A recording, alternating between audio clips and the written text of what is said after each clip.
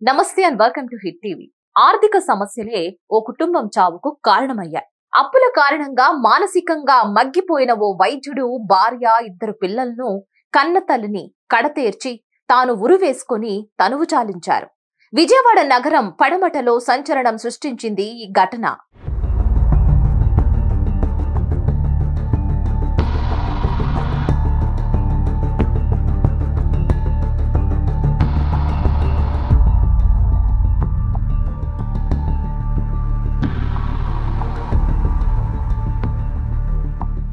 పటమట వాసవి నగర్ కి చెందిన దారావత్ శ్రీనివాస్ ఎముకల వైద్యుడు.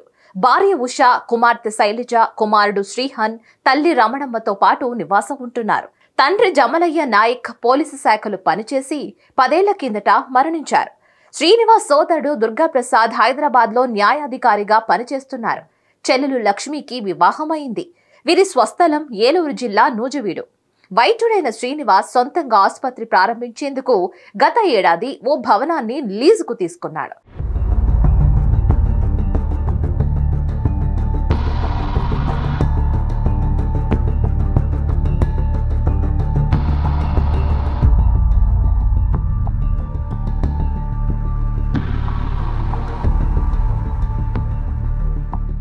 ఇక భవనంపై సుమారు 3 కోట్ల వరకు ఖర్చు పెట్టినా పనులు పూర్తి కాక అది వినియోగంలోకి రాలేదు.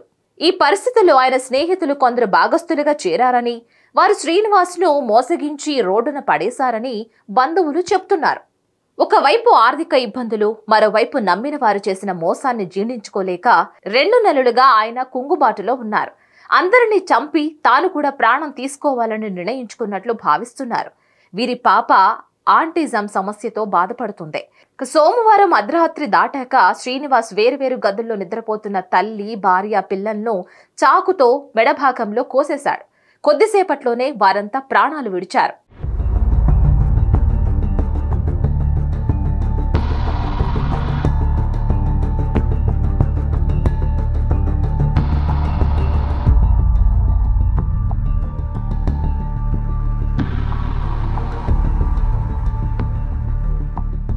అంతే. ఇక మంగళవారం ఉదయం 6:30 సమయంలో ఇంట్లో నగదు, బంగారాన్ని ఓ బ్యాగులో పెట్టిన శ్రీనివాస్ దానిని తన కారులో ఉంచాడు. ఇక కారు తాళానికి కాగితం చుట్టి ఎదురుంటి గేటుకు ఉన్న పెట్టెలో వేశాడు. అదేంటని అడిగితే తాను ఊరు వెళుతున్నానని, అన్నయ్య వస్తే కారు తాళం ఇవ్వమని చెప్పి ఇంట్లోకి వెళ్లిపోయాడు. ఇక ఉదయం 9:30కు పని మనిషి వచ్చి పిలిచినా పలకలేదు. గోడపై నుంచి చూడగా పోర్టికోలో శ్రీనివాస్ ఉరివేసుకుని కనిపించాడు. ఇక స్థానికులు వచ్చి చూసేసరికి శ్రీనివాస్ చనిపోయి కనిపించాడు.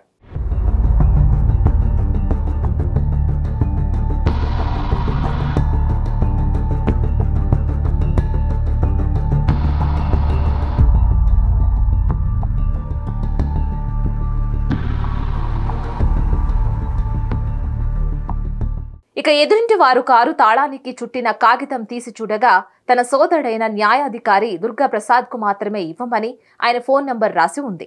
ఇక వారు ఆయనకు ఫోన్ చేసి తెలపగా ఆయన పోలీసులకు సమాచారం అందజేశారు. ఇక శ్రీనివాస్ పోర్టికోలో ఉరివేసుకుని మృతి చెందగా లోపల వేరువేరు గదుల్లో ఆయన తల్లి, భార్య, కుమార్తె, కుమారుడి మృతదేహాలు పడి ఉన్నాయి.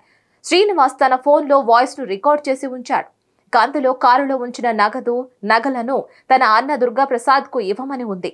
ఆర్థిక ఇబ్బందులతో చనిపోతున్నట్లు రికార్డ్ చేశాడు. పోలీసులు కారులో ఉన్న నగదును స్వాధీనం చేసుకున్నారు.